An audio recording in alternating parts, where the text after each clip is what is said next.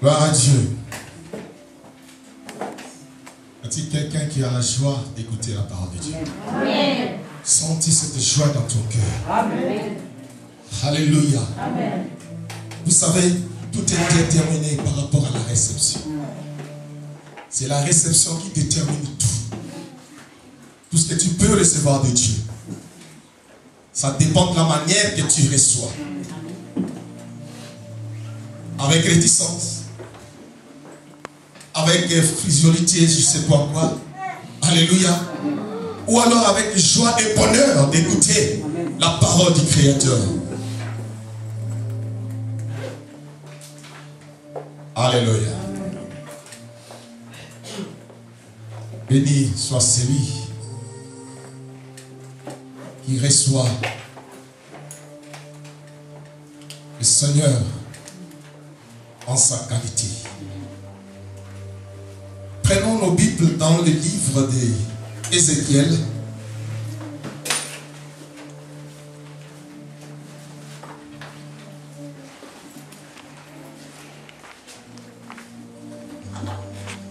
Je vous salue pour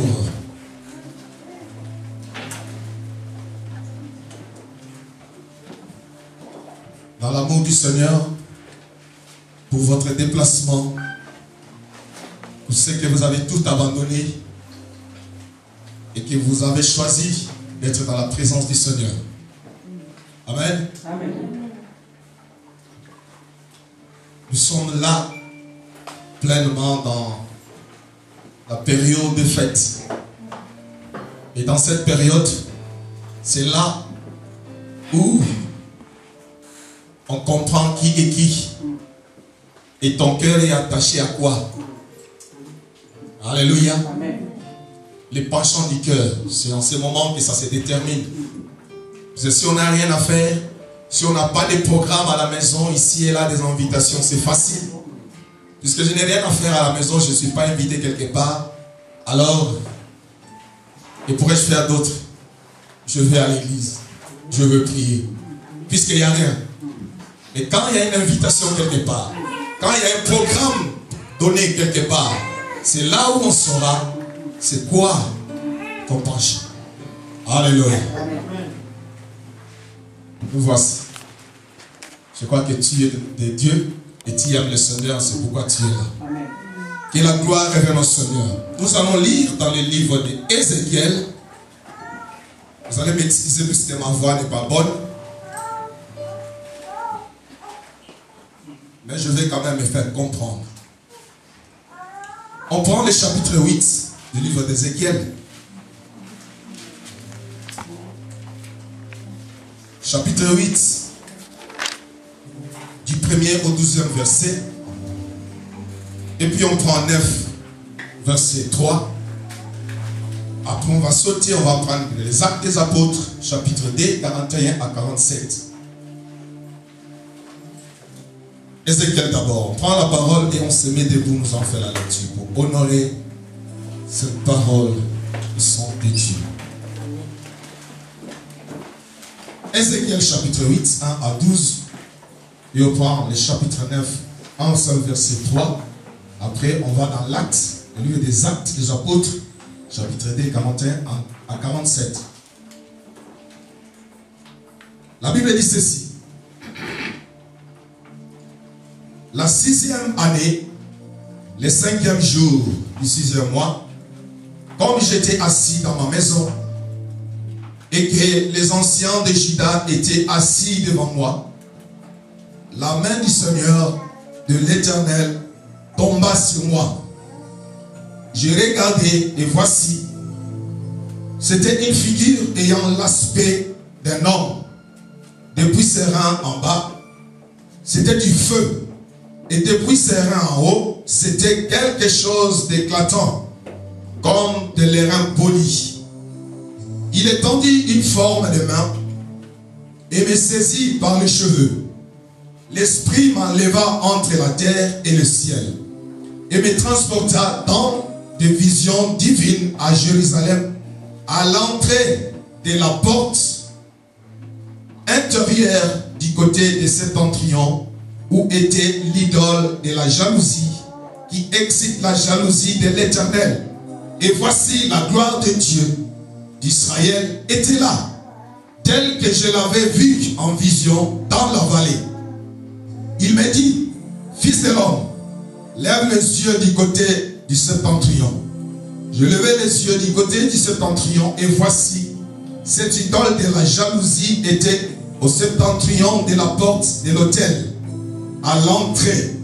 Et il me dit, fils de l'homme, vois-tu ce qu'ils font? Les grandes abominations que commet ici la maison d'Israël, pour que je m'éloigne de mon sanctuaire. Mais tu verras encore d'autres grandes abominations. Alors il me conduisit à l'entrée du parvis. Je regardai et voici, il y avait un trou dans le mur. Et il me dit, fils de l'homme, perce la muraille. Je perçai la muraille et voici, il y avait une porte. Et il me dit, entre et vois les méchantes abominations qu'ils commettent ici.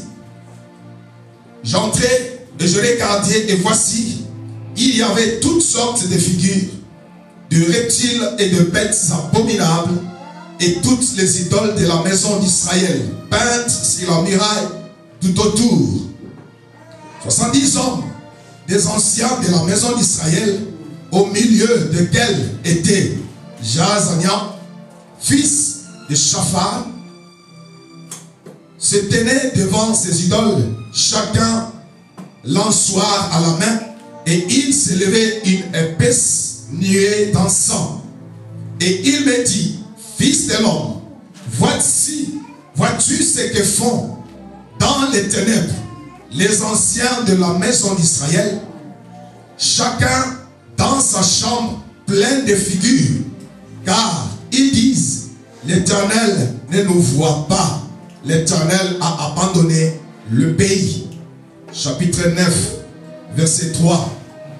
La gloire du Dieu d'Israël s'éleva du chérubin sur lequel elle était et se dirigea vers le seuil de la maison. Et il appela l'homme vêtu de lin et il porta une écritoire à la ceinture. Actes des apôtres, le chapitre 2, verset 41 à 47. Ceux qui acceptèrent sa parole furent baptisés, et en ce jour-là, le nombre des disciples augmenta d'environ 3000 âmes. Ils persévéraient dans l'enseignement des apôtres, dans la communion fraternelle, dans la fraction du pain et dans les prières. La crainte s'emparait de chacun, et il se faisait beaucoup de prodiges et de miracles par les apôtres. Tous ceux qui croyaient étaient dans le même lieu, et ils avaient tout en commun.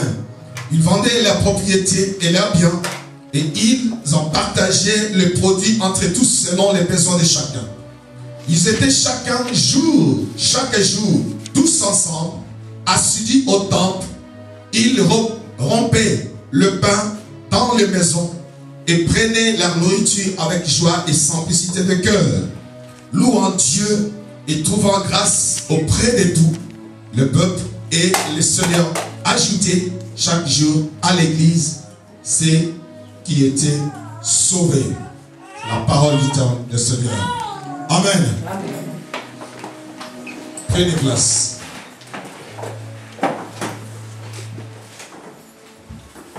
Nous avons lu la parole de Dieu. Nous avons depuis commencé à parler de l'église, puisque nous le sommes. Nous sommes l'église. L'église a été bâtie par le Seigneur Jésus-Christ. Il va dire ce jour-là, je bâtirai mon église sur les rocs. Il a pris les rocs, n'est-ce pas, comme le fondement, la fondation ou la base sur laquelle son église doit être bâtie, ou devrait être bâtie. Il va dire, je bâtirai mon église sur ce roc. Et il a promis de bonnes choses pour cette église qui serait bâtie par lui. Il a fait des promesses.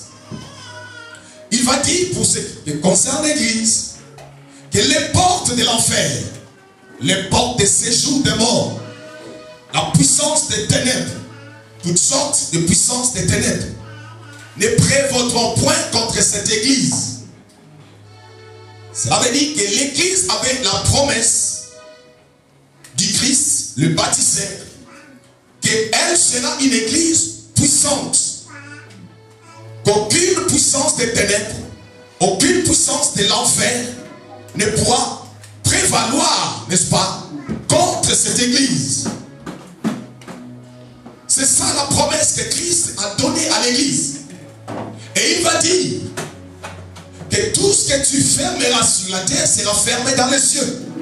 Et tout ce que tu ouvriras sur la terre sera ouvert dans les cieux. Et plus loin, il va dire encore, je vous ai donné le pouvoir de marcher sur les serpents et sur les scorpions et sur toutes les puissances de l'ennemi. Toutes ces promesses sont pour l'église. Il a donné à l'église le pouvoir, l'autorité, la suprématie sur toute puissance. Alléluia. Donc cela veut dire que cette église que Christ a bâtie est appelée à régner, à dominer, à supplanter, à être la tête et non la queue, à être le commandeur, à commander, à supplanter toutes les choses. Voilà l'identité qui est celle de l'église. Et cela ne vient pas de l'homme. Tout vient de Dieu, du Père du Très-Haut. C'est lui qui a donné cette autorité à l'église. Lui qui a tout pouvoir. Il va dire ce jour-là, tout pouvoir m'a été donné. Le pouvoir dans les cieux, sur la terre, sous la terre. Il dit, tout pouvoir m'a été donné. Et à son tour, il va donner ce pouvoir à son entité spirituelle appelée Église.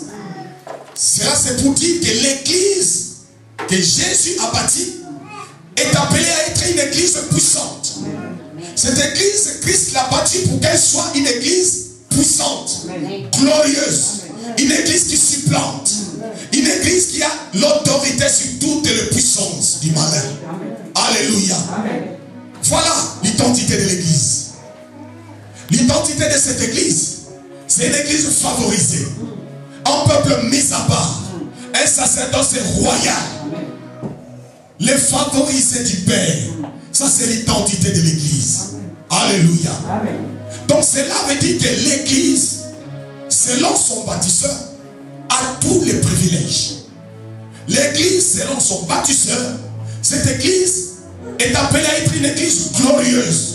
C'est-à-dire une église dans la gloire, qui doit exister dans la gloire. Alléluia. Voilà l'église que Christ avait bâtie. Et toutes les promesses vont avec.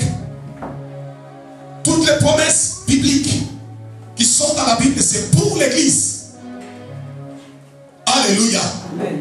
Donc cette église n'est pas une entité comme toute autre. Cette église n'est pas une organisation, n'est-ce pas, comme toute autre organisation. Alléluia. Ce n'est pas tout simplement une communauté de gens qui s'ensemble, n'est-ce pas, pour une raison ou une autre.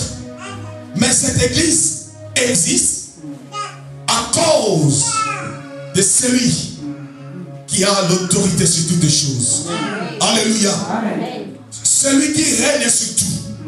Celui qui a voulu que l'église soit église. Alléluia. Mais que constatons-nous?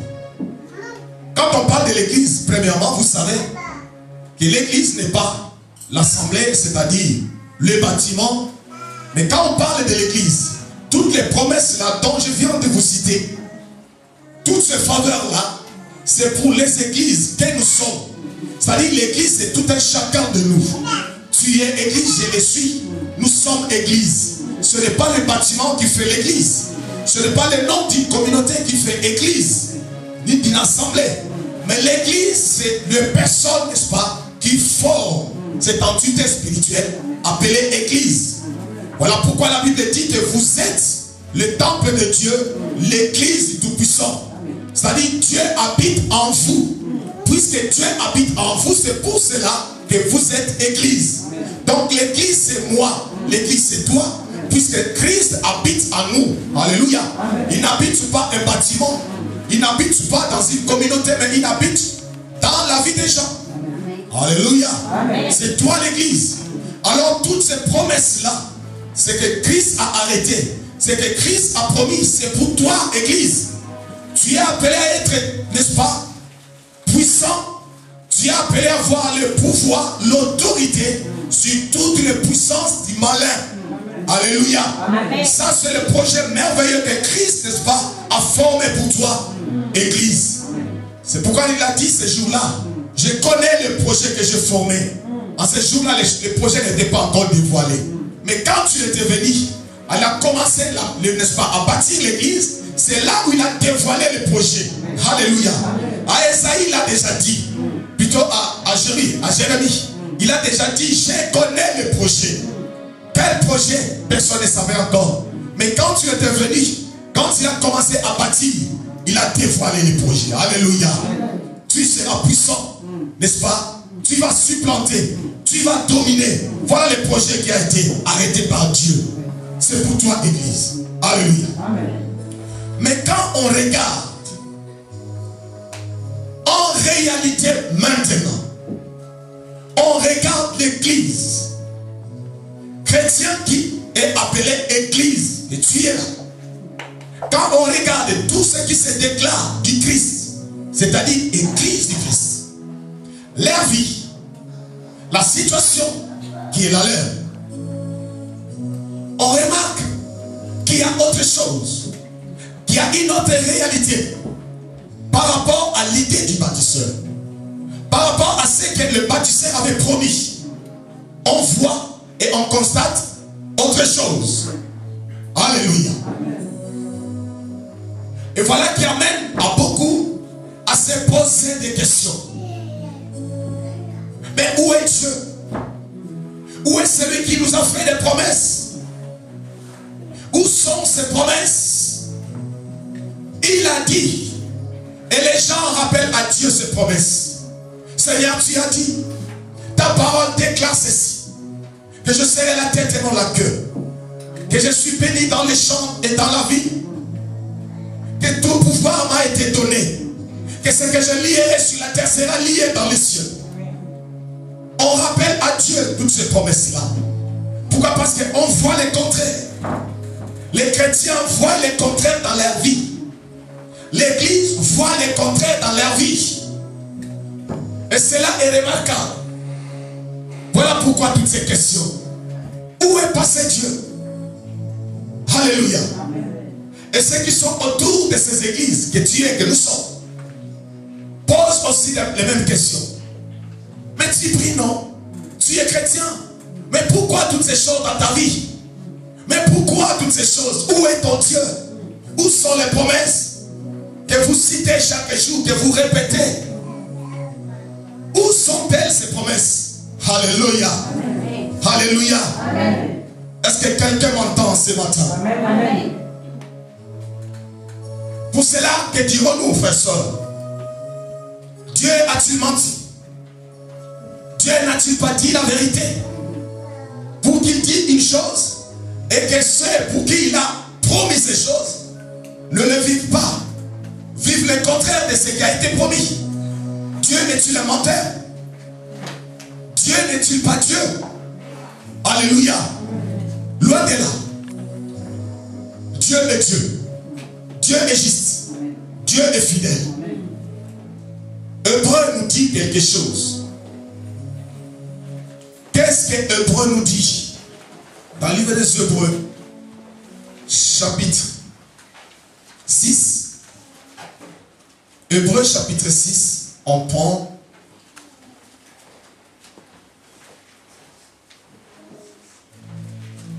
chapitre 6, verset 17 à 20.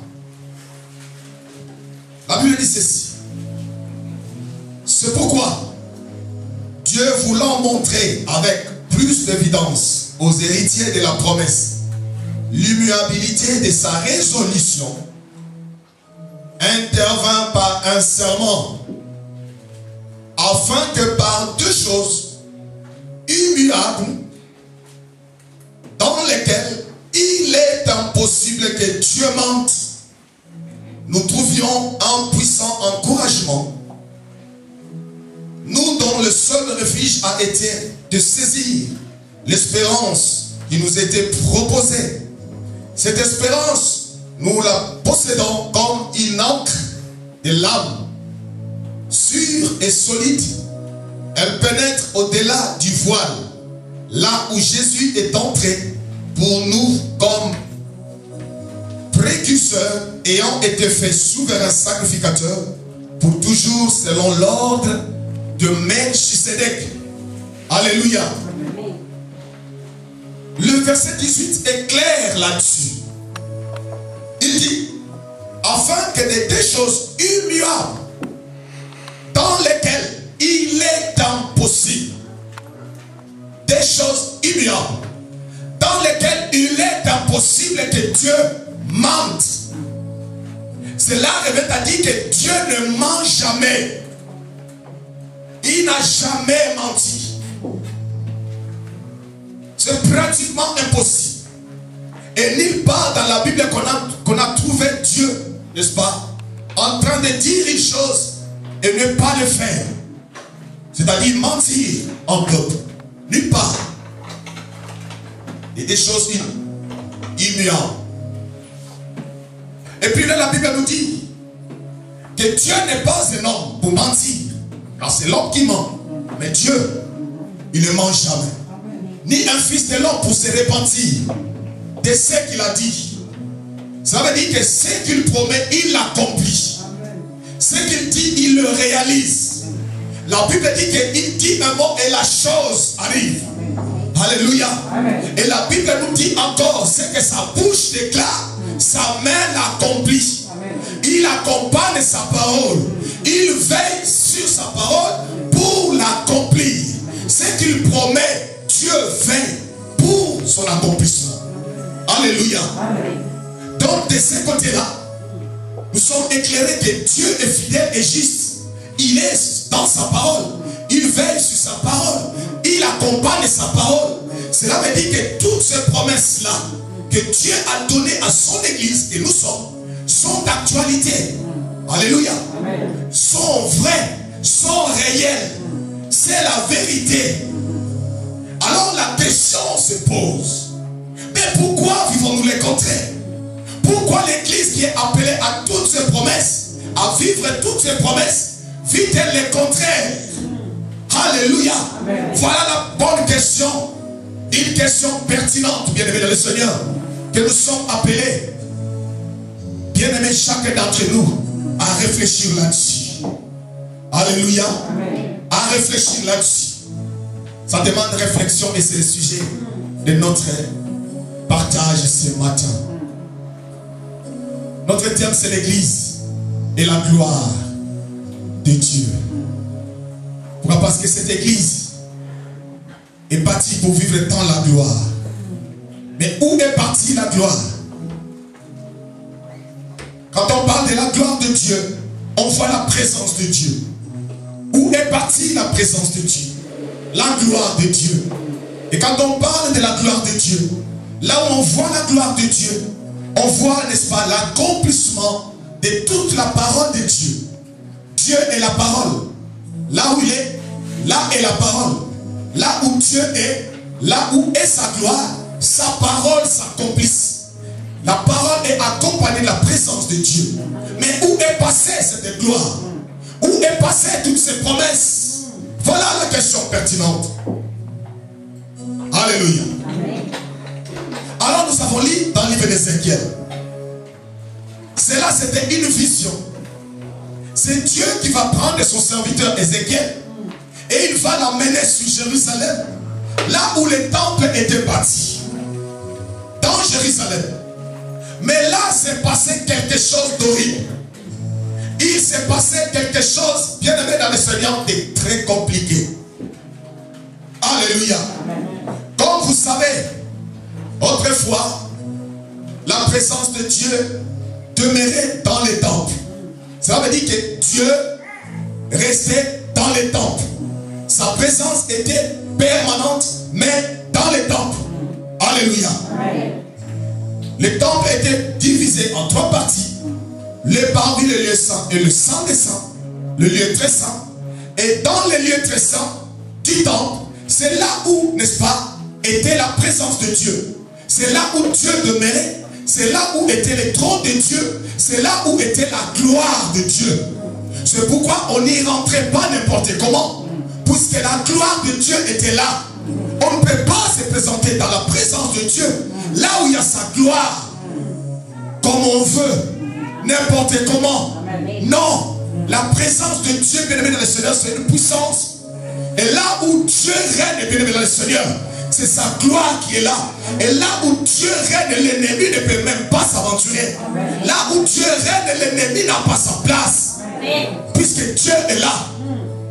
Et il régnait dans le lieu très saint. Là, dans le temple. Alléluia.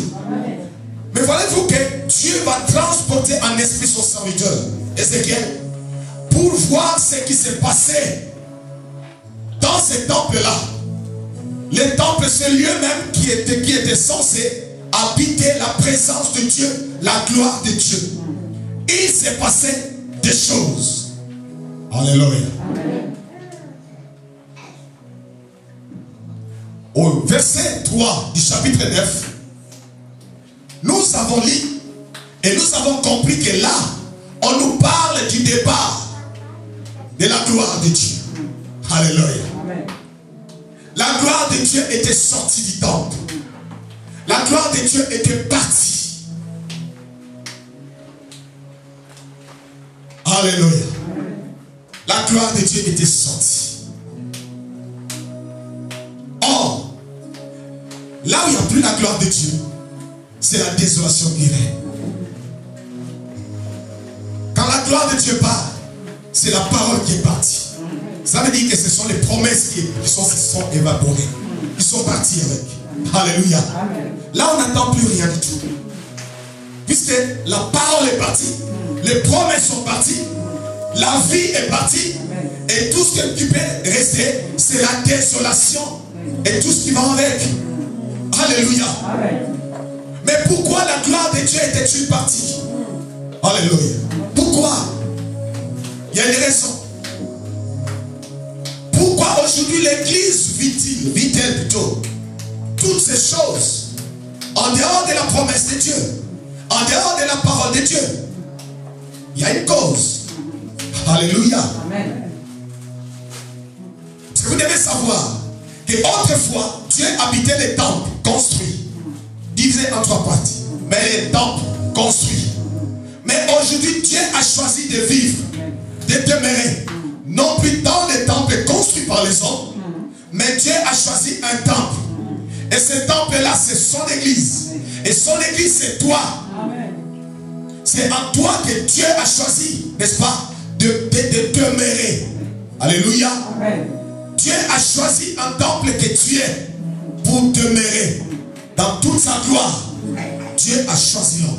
C'est pourquoi la Bible déclare que votre corps est le temple du Saint-Esprit. C'est-à-dire le temple de l'Esprit de Dieu. Quand on parle de l'Esprit de Dieu, c'est Dieu lui-même. Alléluia. Votre corps est le temple du Saint-Esprit. C'est-à-dire Dieu a choisi l'homme. C'est-à-dire la personne, créature qu'il a créée pour demeurer en lui. Alléluia. Donc Dieu, n'est-ce pas, maintenant ne vit plus dans des temples bâtis par les hommes, mais il vit en l'homme. Alléluia.